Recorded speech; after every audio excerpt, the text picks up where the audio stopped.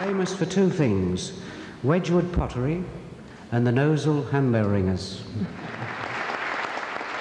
In 1988 at Exeter University, Gnosall handbell ringers had the privilege of closing the first international symposium to be held in Great Britain. And their conductor, John Morgan. Gnosall are going to open their programme with King Cotton by Sousa.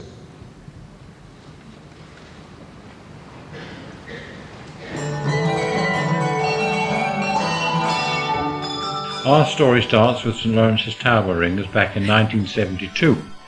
We'd organised a dinner dance and invited the Brood handbell ringers to entertain our guests during the meal. Not having heard handbells before, we were fascinated and decided to have a go using the 12 handbells in St Lawrence's Church. Most churches had a set of handbells which had been used by tower ringers during the 1700s to practice their change ringing in more comfortable surroundings, like the local pub. Our scope was somewhat limited with only 12 bells, but we enjoyed playing simple tunes. In May 1973 we read that the handbell ringers of Great Britain were holding their national rally at Birmingham Town Hall. Some of us attended this and were absolutely enthralled. During the day, teams from all over the country rang in turn, and in the evening 8 of the leading teams were invited to play in the evening concert.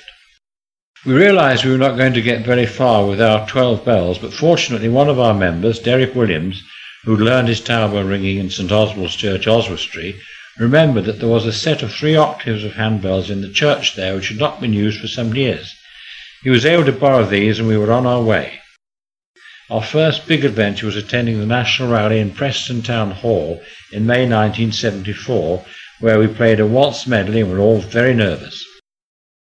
At Christmas time we raised money for charity, ringing round the village and in the local pubs, finishing off on Christmas Eve ringing carols in the midnight mass at St Lawrence's Church. This became our regular practice for many years. Various fundraising events were organised with a view to buying our own set of bells, and we began to receive concert bookings, especially at Christmas time. A junior handbell team was formed by Jeff Gledhill, and later another senior team who began ringing on Friday nights and were known as the Gnosall Friday Nighters. I think we were the only village to have 3 handbell teams attending the rallies.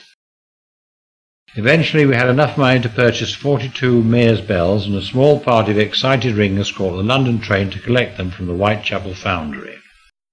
We received a very warm welcome and were shown all round the foundry, which was a fascinating experience, but never did we dream that one day a Gnosall CD would be taken to America to demonstrate the quality of the Whitechapel bells.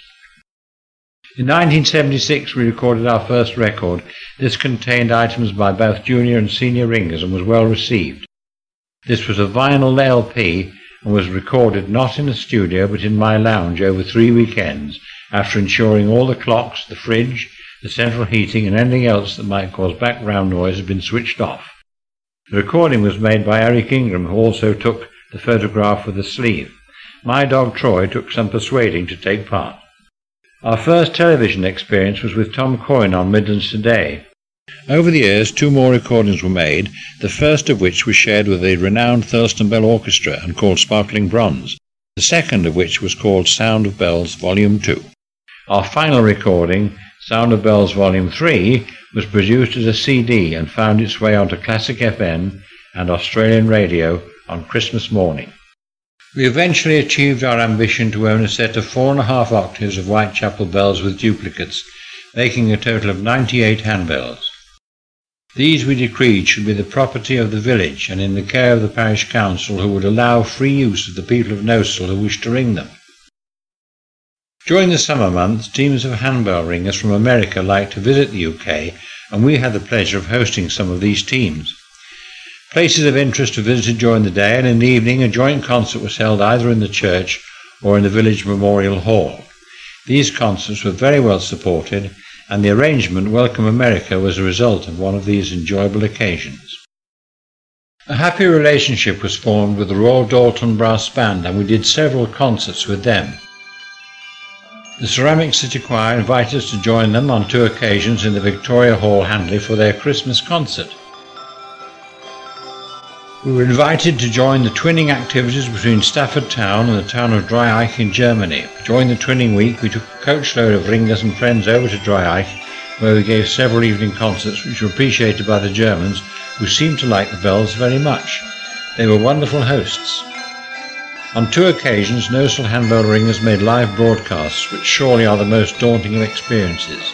The first was a Christmas party going out on Christmas morning from the Children's Hospital in Birmingham, and the second was Songs of Praise.